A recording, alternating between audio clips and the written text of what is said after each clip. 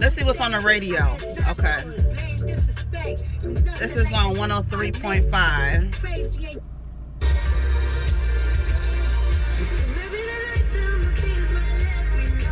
All the stars are closer.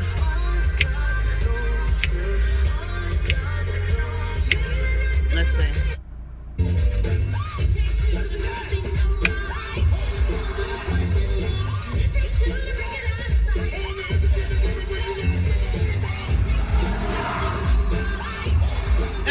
Hey. Come on now. What about? Put them up. Oh, what's up, y'all? It's me, Erica. It's Friday. It's Friday. It's Friday. It's the end of the week. It's Friday. I hope this thing's not making noise, because, you know, it kind of makes noise. It's Friday, y'all. What's going on? How's everybody feeling this Friday? What y'all got planned? What is going on in the world? Y'all know, what's his name? Got a new HBO show with a couple of interviews. Charlemagne the God. I am proud of him. I've been calling him Little Oprah for a little minute. I've been calling him Little Oprah. You can tell his track record. Now that I read his book, you know, after you read somebody's book, you feel like you really know him. But now I read his little book, but I could see that he's on the fast track to, not the fast track. I don't want to say fast track. It's it's a process. It always looks fast because how it's presented to us. They came out of nowhere. It's only been 5 years or whatever, but I'm proud of him. He has an HBO special doing interviews. Little Barbara Walters. We call him. No, we it's Oprah. God damn it. But yeah, Charlemagne. I can't wait to see who he interviews. I was just watching an interview with David Letterman and Howard Stern on David Letterman's Netflix show, where he does interviews. Like, he's interviewed Jay-Z, Jerry Seinfeld, Howard Stern, Tina Fey, somebody else he's interviewed. Did he interview Barack Obama? Yeah, he did interview Obama. I think that was his first interview. So Charlemagne's going to probably have a show similar to that. But I was talking about Howard Stern. Howard Stern, he used to be so, like, shocking, like Charlemagne. Just shocking people, saying the worst, absolute, most disgusting shit. But, like, I mean, it was getting fined all the time, but just was, like, crude and just gratuitous bullshit that he would have on his show. But now he's like, I've grown out, like, I've evolved out of that. It doesn't make sense. I guess he has an XM radio show now, which I don't. Come on, what are you doing?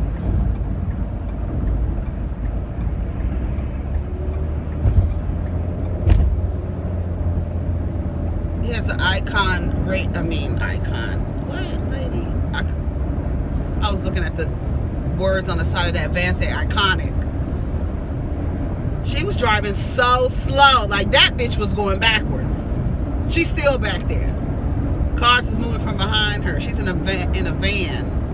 I don't know if I want to say it was a cleaning van, but then I feel like I saw kids running on the side of it. Was it a nursery school van? What is the tea? Now I'm behind this damn truck that looked like he got cinder blocks on the back of it. Let me get from behind his ass. It'd be just my goddamn luck that damn belt releases and I'm trying to dodge cinder blocks. I wonder what that is on the back of his car. It ain't cinder blocks. Come on, Kia. I tell you one thing, people don't know how to merge onto the freeway. They don't. I guess they don't know how to merge because they're really scared, because they don't let people over, so they assume that nobody's gonna let them over. But I don't want you to run into the side of the wall here or off the damn side of the freeway. Get over. I want you to live. We could all we can all get to where we're going. Simple as that. What is on the back of this man's truck? I'm nosy. Flooring. Luxury something flooring, honey. You see it on the truck on the side? Plank flooring, honey. He's going to put some floors down on someone's house. Yeah, somebody's getting some renovations. Improvements. Yes, improvements. Speaking of improvements, Howard Stern. Yes, he's talking about how he's evolved and how it's so funny how what he's saying about growing up is the same thing J. Cole said in 1985. Whereas, like, what's going to happen is, like, the people that you appeal to now, they're going to grow. So what you're doing, you have to be authentic in what you're doing so that you in turn grow. Because if you continue to do the same thing or the same bit or the same act that you came out with, eventually your fans who loved you, they're going to grow. So you should be growing too. If you continue to stay stuck in the place where you think these people like you and this is the personality or the persona that they like, you're going to be stuck and you're not going to have any fans, because everybody's going to be evolving and your fan base is going to evolve past you. And he basically said the same thing. That's what J. Cole said on 1985. Y'all out here making these songs, your fans jumping up, but your fans are going to grow up. And because you're so inauthentic, you haven't found your real voice. Your voice. You're doing it for the likes. You're doing it for the bullshit. But when it's time to actually have some longevity, who's going to be listening to you? I'm behind the cop. I should pull him over. He says media, actually. He's in a cop car. Media. I should run into the back of him. Anyway, there's no lights on the top. Oh, they're probably in the back. It's media, honey. We gotta catch it. Here I am on this middle road again on a Friday. I need to fix this road. I need to get over though. Oh, see? It's the bumps and the hurdles. Oh, God. Oh, I started watching this show last night called Strange Angel. It's a scripted show. I don't know what channel it comes on. I just saw it in my Terranium. You have a Fire TV. So I just saw it in Terranium. And it's like, it's a story about Jack Parsons, who's a man who had some he's a rocket engineer and created a rocket engine and was one of the founders of JPL, which is like, they worry about space travel and getting up into the air, into the sky. And this man, his name is Jack Parsons. He's one of the co-founders. People that came from Caltech, the people that measure, they have like, the seismographs there, and they always measure the earthquakes. We always get, when we have earthquakes out here, the final word in terms of like how big the earthquake was or the size of the earthquake, it's always done like when it's in this area, not this area. I'm thinking I'm at home in Southern California. It's the Caltech gives the reading. They're like the final. They're just a bunch of scientists or whatever. So anyway, so this man named Jack Parsons, who had, is a rocket engineer, he gets involved with Aleister Crowley, who is an occultist who participates in sex magic. So he kind of stumbles upon that and becomes a disciple for this cult, this religious group, and becomes a disciple for them. And it's well known and well documented. Like, this is not like, this is a series based on actual events. So, I love stuff like that. So I want to watch it. So his neighbor and his wife is this real, like, real pious, woman, and she wants to do good, and she didn't already went to the confessional about her next door neighbor who they saw her husband was a damn peeping Tom Jack Parsons on top of somebody's roof and saw a ritual being performed and thought that they were about to sacrifice a woman. And he saw, and then they ended up inviting him. Like, they gave him this cryptic note on this leather piece of paper with the word 93 on it. And his wife is so oh my God, what do you think this is? She done already gone to the cops. What do you think this is? You think we're going to be the 93rd victim?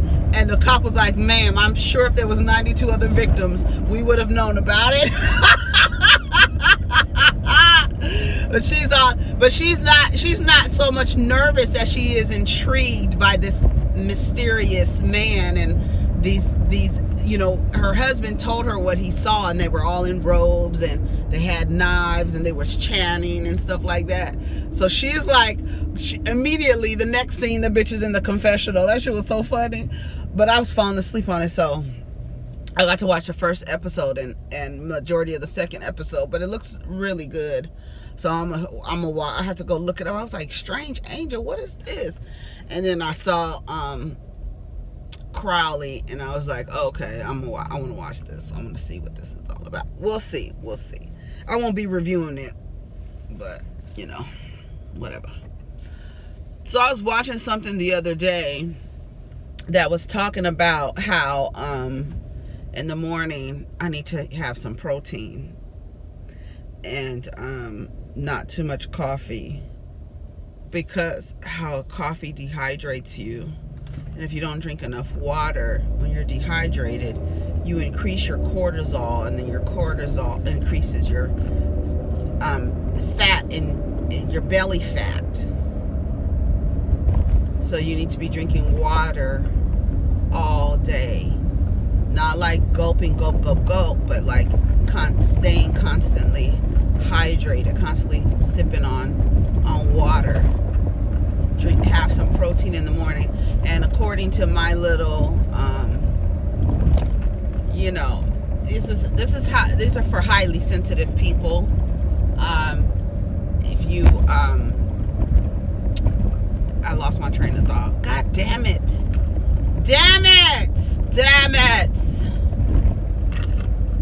Honey, let me get from behind you or in front of you, big ass truck.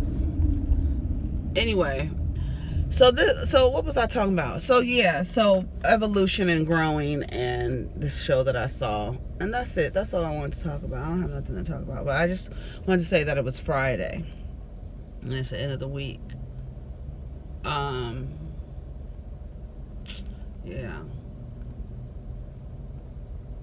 Yesterday, let me tell y'all something. Yesterday, I have these little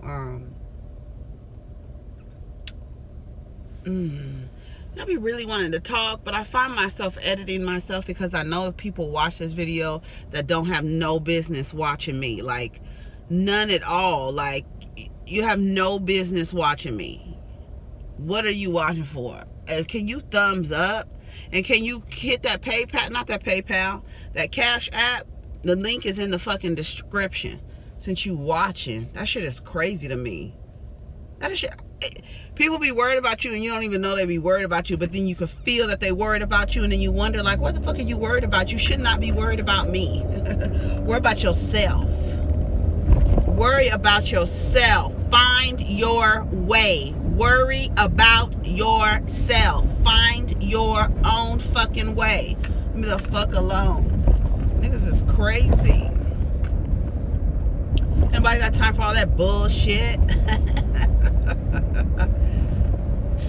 Ain't nobody got time for that. But I do want some coffee. I want some strong coffee. I want some Turkish coffee.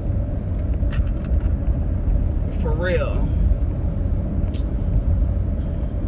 Let me tell y'all something. I noticed the security guard, the white security guards, it's just, I don't know. I mean, just being black in America, I do always notice things about how I'm treated by different groups of people. I always am aware, I don't know.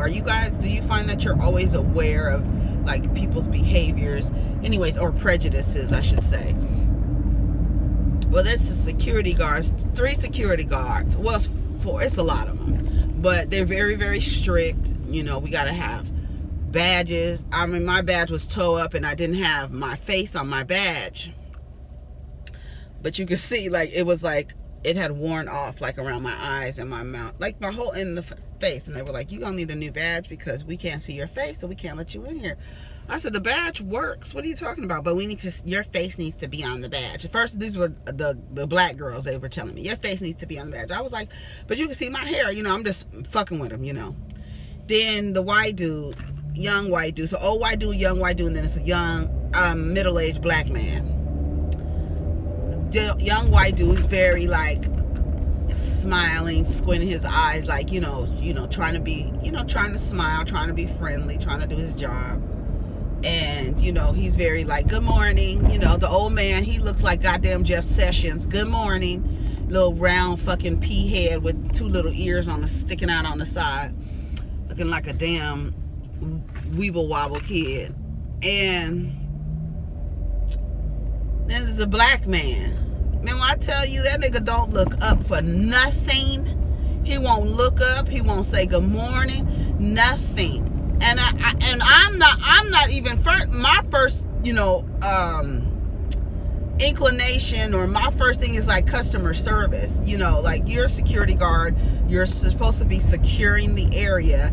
It would be in your best interest to lift your head up when motherfuckers who have to have badges with their faces on it get into this building. You should probably lift your head up and look to see who's walking in this motherfucker.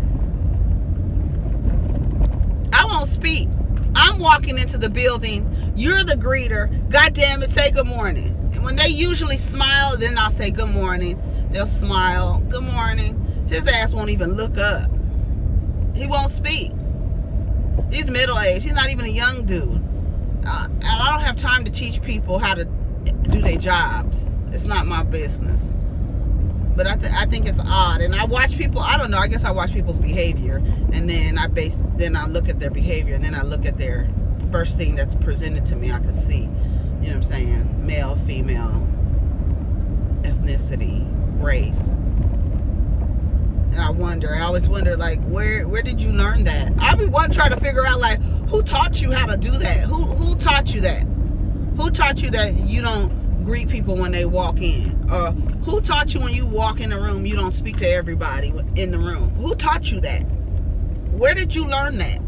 Like, there's just common things I'll be trying to figure out, and things like that people do, and behaviors that people demonstrate that didn't work before, but they keep doing them with every other person in their life. Like, why if that doesn't work with that person, and it doesn't work with that person, and it didn't work with that person, what makes you think it's going to work with me? The way that you treat people, the way that you behave, your demonstration. Well, stop saying that I wasn't taught that as a kid when you damn near 40 years old. You should have unlearned so much shit from growing up, from dumb shit your parents has taught you. There's a lot of dumb shit we've been taught.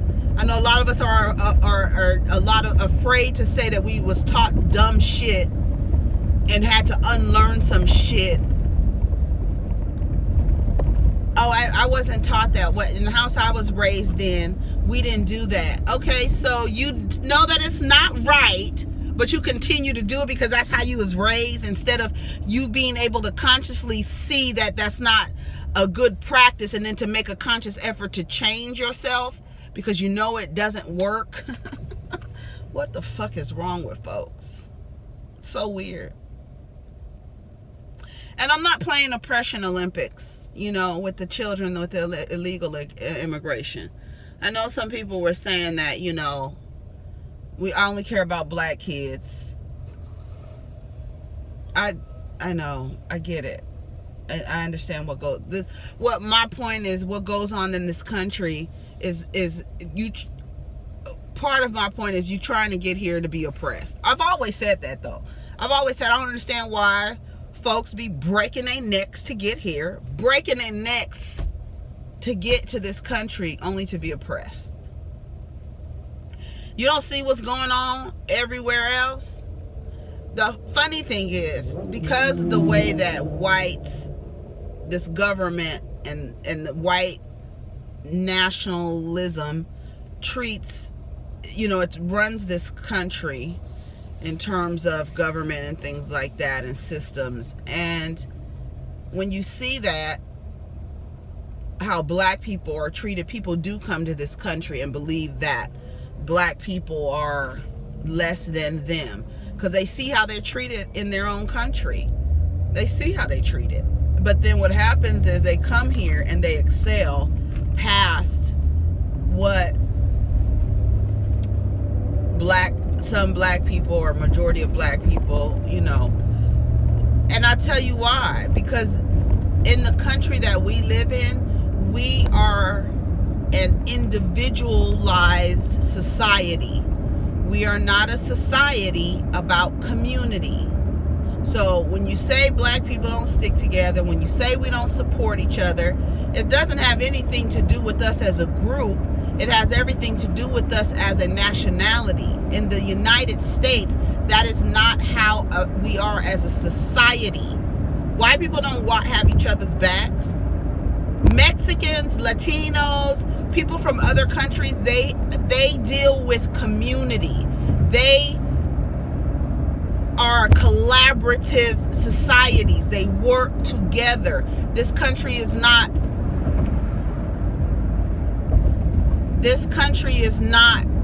built like that.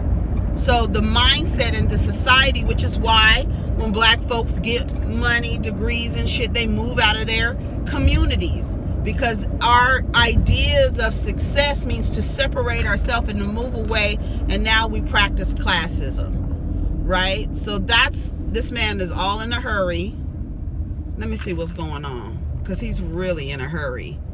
He just really almost crashed his car, and he's right here in front of me, but he was back there. I'm trying to figure out what is he doing. He's really freaking out. It looks like it. But anyway, that's what it is. It's not that black people don't support each other, because we do, but we don't as a society, and we are black Americans, right? And people who come to America don't have that idea of they have an idea of collaboration and community, and we work together and we do what's best for the family. We do what's best for the family. That's why when you look at Jay-Z and Beyonce, they do what's best for the family. Now that's a large, a large example for me. Look at here. Look, what are you doing? I want to see him. He just pulled out in front of me to get right here. You're not going anywhere. I think people who jump in and out of lanes really just frustrate themselves, because you're moving at the same speed but just going from side to side. It's like a snake, like one of those sidewinders. You're moving from side to side, but you're still moving at the same pace. Changing lanes doesn't make you go faster. I really want to see what's going on with him. Oh, he's in a hurry, honey. He is mad and in a hurry. I'm glad. Look, he jumping. I can't wait till he gets to the light so he can get to where the fuck he's going, because he is mad about it. And his Honda Accord. You don't even make enough to get you a Honda Civic. Where's that from? You probably won't even make enough to get you a Honda Civic. You bounty. I just watched that the other day. Players Club. Y'all knew. Did y'all know?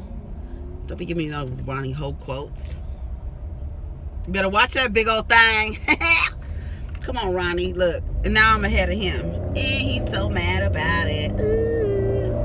Should have stayed behind me. Should have stayed in front of me, dummy. You would have been first. Look, let me see.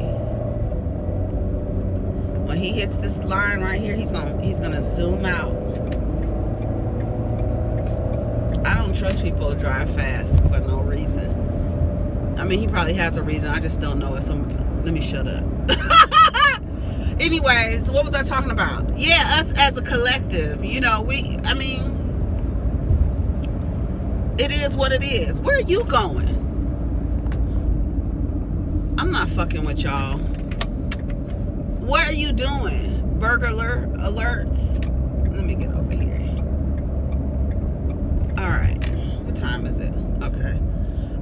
What was I saying? Yeah, that's what it is. It's a society. It's us as a society in this country, in the United States. That's the reason why black folks be like, I don't care about nobody else but us. But it's not, and then it's not, you really don't care about us because you're still in an individualized, you don't work together. You still in this society, you have this societal structure that says when you get a degree, when you get a great job, when you get any amount of what you consider wealth, you move away from your community. Because in our country, it's greed, it's status, it's, it's look at me. That's what the goal is. The goal is not look at us, look at my family, look at this empire, look at this community that we've built. It's not about that. That's the reason why it appears that everyone else, all other people of color have work together and they have each other's back and they support each other because they come from societies where, I'm not going to say it again, I done said it like 5 times. I'm just trying to get you to understand where I'm coming from. I'm trying to get you to feel me. You feel me? That's what we say. You feel me? He's over here now, jumping and switching lanes. You ain't getting nowhere. You late. It's already late. You already late. You might as well relax instead of trying to kill everybody. Anyways, so that's what it is. If we didn't assimilate to white nationalism, white nationalist ideas and white supremacy, because we have a lot of that internalized in us, right? Because a lot of us are just one step away from privilege. So it's like not black women. We really are at the bottom of the list. But black man, you were a step away from privilege. If you didn't have your skin tone, you'd be a white man and you'd have all the privilege. So the idea of that, I think, fucks with a lot of black men. Like, goddamn, if I wasn't black, I would have access to all of this shit. I wouldn't get fucked with by the cops. I wouldn't get none of that, right? White women, the same thing. All that's keeping you from this access is you have a vagina. That's it. It must wreck them. So it's a lot of time, like black women, we just like, okay, well, we black, we're women, and if you gay, that's another thing. Like, the lesbian, you know what I'm saying? Like, okay, you at the bottom, and that's what I think that's what we be talking about. But anyways, back to community. Let me get over here. Thank you for letting me over Black Pathfinder. I haven't seen Pathfinders in a long time. Oh, it's not a Pathfinder, it's an Infinity, but Infinity is made by Nissan. Ew. It looks just like a Pathfinder, that QX4. That's old school though, but that's what I thought it was. Ew. Anyway, but yeah, so in terms of community, that's what the problem is. I don't know. I mean, that's what I think, We come from an individualistic, individualized society. We only care about ourselves and maybe the immediate people around us. But as a collective, collaborative community, we don't know that. It doesn't work like that. We haven't had to deal with the things that people in other communities and other countries deal with.